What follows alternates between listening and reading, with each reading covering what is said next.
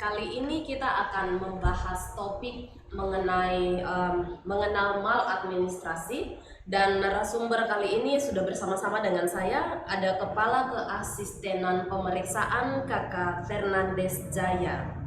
Ya Kak, sebelum kita masuk dalam bincang-bincang, mungkin Kakak bisa perkenalkan sedikit tentang bidang pemeriksaan di Ombudsman itu seperti apa? Baik, terima kasih. Perkenalkan, saya Fernandes Jaya. Saya saat ini menjabat sebagai Kepala Keasistenan Bidang Pemeriksaan di Ombudsman Republik Indonesia Perwakilan Provinsi Papua.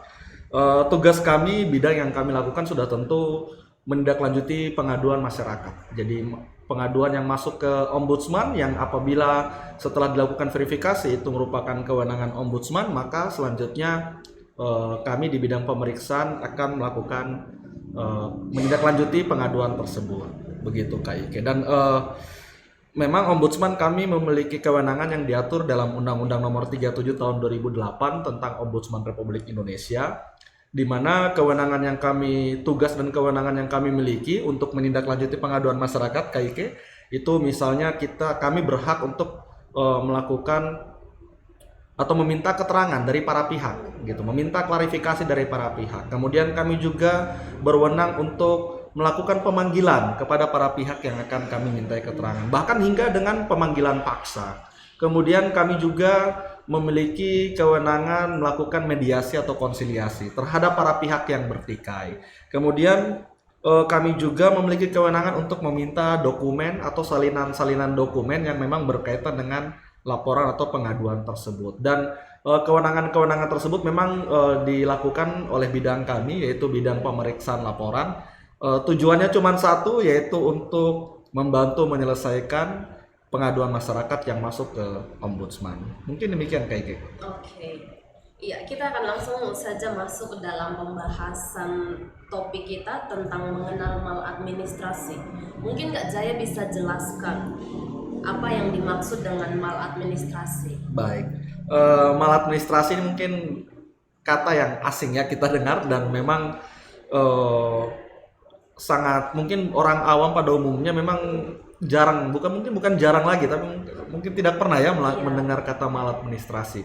Dan saya rasa Kak Ike juga mungkin baru pertama dengar kata maladministrasi ya. Jadi maladministrasi tersebut sebenarnya memiliki asal kata yang sama, yang ada dua kata yang bersumber dari maladministrasi. Yang pertama, asal kata malas sendiri yang memang artinya buruk atau mungkin tidak normal gitu, tidak sesuai, dan biasanya dipadukan dengan kata malpraktek, itu yang sering kita dengar ya kalau di rumah sakit, atau mungkin malgizi ya, untuk mungkin balita, adik-adik kita yang mungkin dianggap kekurangan gizi. Jadi kalau kedua kata tersebut, baik malpraktek maupun malgizi, memang sudah sering kita dengar. Nah, tetapi maladministrasi sendiri memang padanan dua kata. Selain tadi mala yang memang artinya buruk atau tidak normal, ini administrasi sendiri yaitu administrasi yang berkaitan dengan pemerintahan.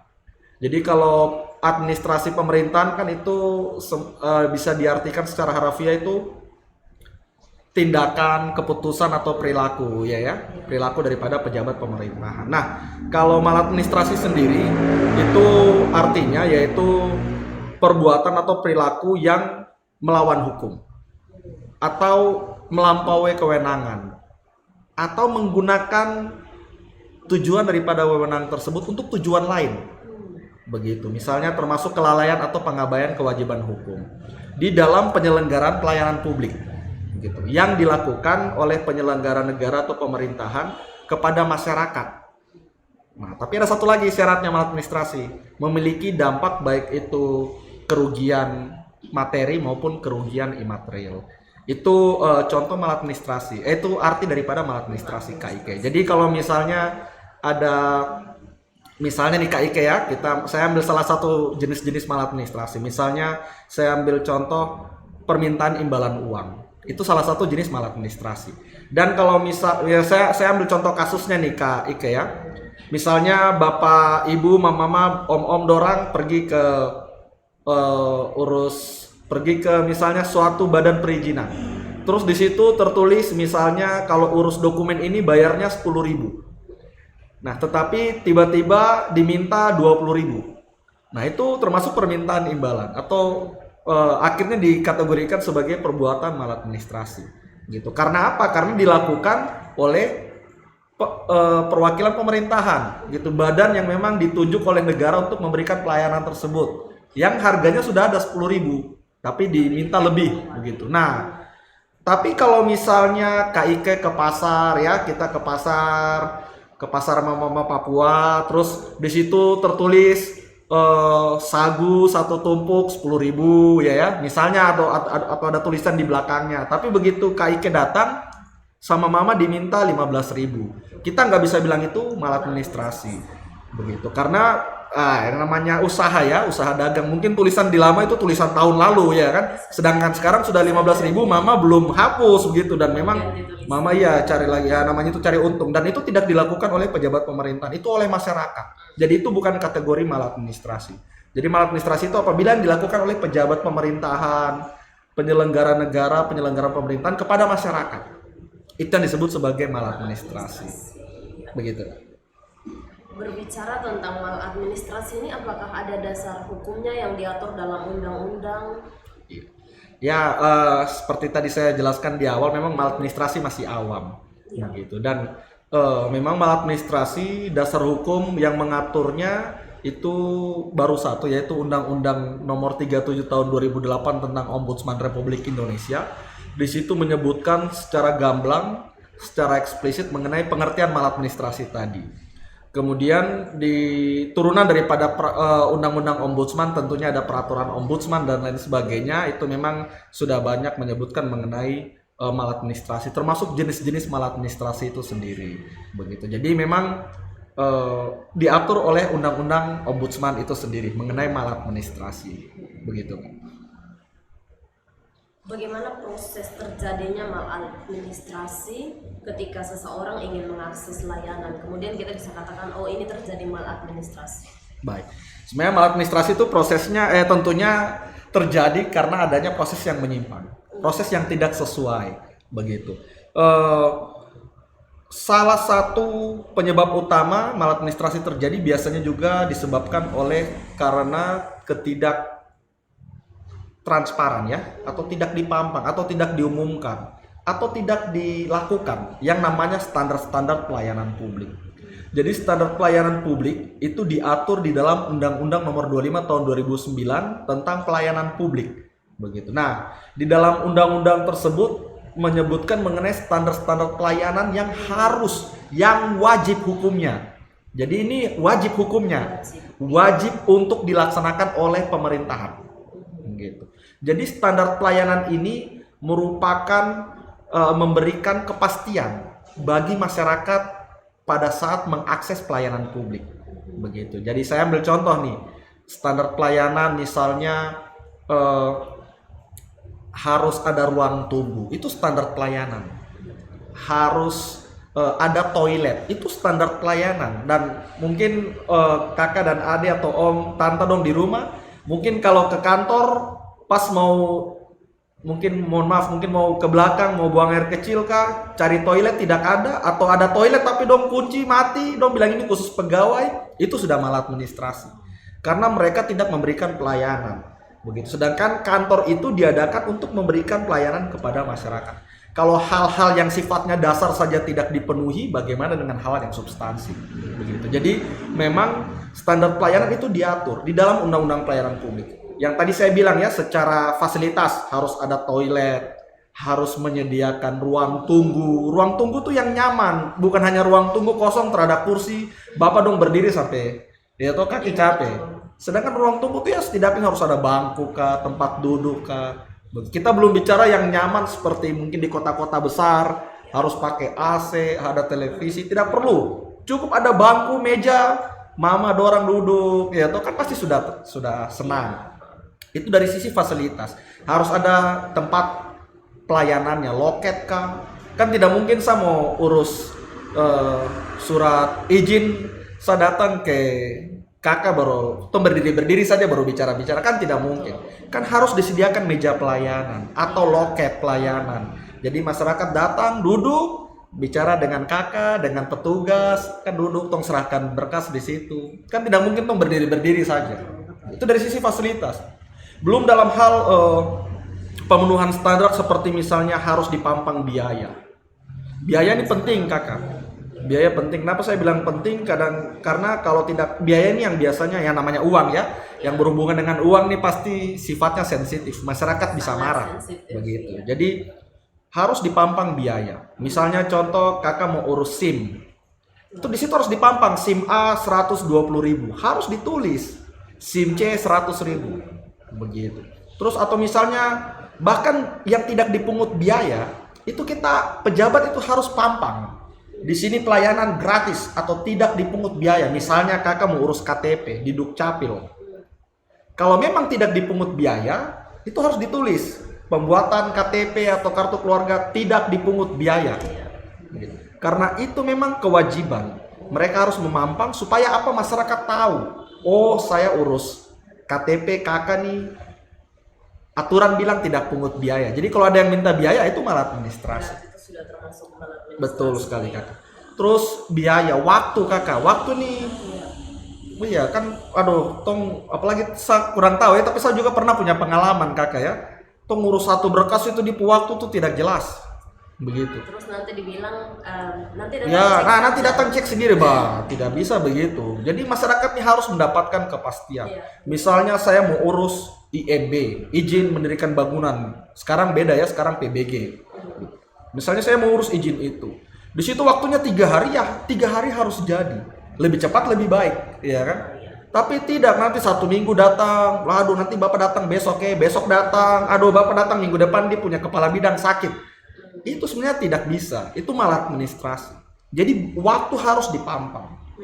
Biaya waktu, persyaratannya apa, saya mau urus SIM, oh saya harus tahu syaratnya apa. Kan tidak mungkin saya datang karena tidak dipampang toh, tidak ditulis syaratnya apa, saya tidak tahu, saya tanya-tanya orang, dia juga mungkin kurang satu, ya toh kurang syarat apa dikasih tahu ke saya, besok saya sudah bawa dia bilang apa, masih kurang yang ini lagi, karena tidak transparan. Jadi harus dipampang biaya kah, waktu, persyaratan, mekanismenya bagaimana, terus standar-standar itulah yang apabila tidak dipenuhi, tidak dilakukan, itu juga membuka peluang terjadinya yang namanya maladministrasi. Ini kita bicara juga di luar perilaku ya kakak, seperti tadi saya bilang, perilaku juga diatur. Perilaku petugas layanan harus ramah, sopan, itu harus diatur. Jadi kalau besok mama dong datang ke puskesmas, ada suster sudah sakit gigi kah, datang suster tambah marah-marah ke orang lagi, nah itu sebenarnya perbuatan maladministrasi.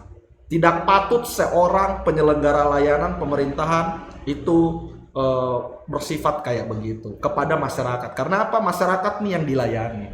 Pelayanan publik itu intinya masyarakat mendapatkan pelayanan dengan sebaik-baiknya. Begitu Kak Ike? Iya. Kemudian selain tadi sudah disebutkan satu, ada lagi contoh-contoh dari jenis-jenis maladministrasi? Baik. Maladministrasi itu di dalam, sebenarnya kalau secara teoritis Kak Ike, itu jenis-jenis maladministrasi itu banyak. Ada banyak jenis-jenis maladministrasi. Nah, tetapi di dalam Ombudsman sendiri, di dalam peraturan Ombudsman nomor 48 tahun 2020, itu menjelaskan ada 10 jenis-jenis maladministrasi. Gitu. 10 jenis-jenis maladministrasi itu misalnya yang pertama, penundaan berlarut. Kemudian tidak memberikan pelayanan. Kemudian tidak kompeten. Konflik kepentingan. Penyalahgunaan kewenangan, permintaan imbalan uang, penyimpangan prosedur, bertindak tidak layak atau tidak patut, berpihak, dan diskriminasi. Jadi itu 10 jenis maladministrasi yang ada dalam peraturan Ombudsman, dan waktu kami bidang pemeriksaan melakukan pemeriksaan, kami ingin membuktikan apakah memang terjadi maladministrasi. Salah satu bentuk atau beberapa bentuk ini memang terjadi di dalam pengaduan yang disampaikan ke kami atau tidak. Begitu. Jadi saya ambil contoh penundaan berlarut. Misalnya nih, kita urus SIM, ya. Di situ waktunya bilang SIM itu jadi 60 menit. SIM itu jadi 60 menit. Nah, tapi 2 hari, 3 hari tidak jadi. Nah, itu bentuk penundaan berlarut. Begitu. Undue delay. Petugas dianggap mengulur-ulur waktu, apapun alasannya. Begitu. Jadi itu salah satu contoh daripada penundaan berlarut. Begitu. Berarti ketika waktu yang sudah ditaruh dalam standarnya itu ya memang si penyedia jasa ini harus benar-benar. Betul, Kak. Karena waktu yang ditetapkan, biaya yang ditetapkan itu sudah diatur. Begitu. Dan bahkan pada saat aturan tersebut diberlakukan, itu kan sebelumnya harus melalui uji publik. Jadi sebenarnya masyarakat sudah diundang. Misalnya ini kita mau perizinan mengenai usaha. Itu pelaku-pelaku usaha diundang. Itu ya ini kita sekian hari gitu. Ini biayanya, kalau biaya sudah tentu harus persetujuan DPR. Begitu ya Kak Ike. Kalau biaya biasanya ditetapkan itu ada persetujuan DPR. Jadi ada perdanya begitu. Retribusi parkir 4.000 itu ada perdanya. Kalau kita misalnya tidak ada perdanya terus kita pungut parkir 4.000, wah itu salah. Itu tidak boleh. Dan itu perbuatan maladministrasi. Sejauh ini apakah sudah ada pengaduan dari masyarakat yang datang untuk mengadukan bahwa mereka mengalami tindakan maladministrasi kepada ombudsman? Ya, sudah ya. Kalau memang ombudsman sendiri sudah sejak pertama buka di Papua dari tahun 2013 memang sudah banyak pengaduan. Dan saya ambil kasus contoh di tahun 2022 saja. Itu pengaduan yang masuk misalnya untuk maladministrasi penyimpangan prosedur itu saja sudah ada 23 laporan. Kemudian disusul penundaan berlarut ada 20 laporan. Tidak memberikan pelayanan ada 19 laporan. Tidak patut ada 10 laporan dan penyalahgunaan kewenangan ada 6 orang. 6 laporan, mohon maaf. Jadi memang di tahun 2022 sudah, dan memang tahun-tahun sebelumnya itu memang paling sering penyimpangan prosedur yang sering terjadi. Dan Kak Ike, misalnya contoh saya kasih kasus nih, penyimpangan prosedur. Saya kemarin baru menyelesaikan satu laporan. Ini berkaitan dengan pengurusan pensiun janda ya. Jadi suaminya pegawai dan waktu suaminya meninggal, ibu yang mengadu tidak menerima pensiun janda begitu. Dan setelah kami periksa memang terjadi penyimpangan prosedur penetapan suaminya sebagai duda gitu, padahal istrinya masih hidup. Nah, itu yang makanya kita sudah lakukan pemeriksaan dan puji Tuhan dari hasil pemeriksaan ombudsman akhirnya kami terbitkan semacam laporan akhir hasil pemeriksaan. Jadi bidang pemeriksaan kami punya produk terakhir yaitu laporan akhir hasil pemeriksaan. Di situ kami menyampaikan kepada terlapor, ya, instansi yang bersangkutan bahwa yang bersangkutan melakukan tindakan atau perbuatan maladministrasi berupa penyimpangan prosedur, begitu. Penyimpangan prosedurnya apa? Misalnya tadi dia menetapkan seorang pegawai sebagai duda, padahal istrinya masih hidup, gitu kan pasti ada prosedurnya nih. Nah itu tidak dilakukan. Gitu, dan mengakibatkan istrinya menderita kerugian. Kerugiannya apa? Material, tidak dapat gaji pensiun.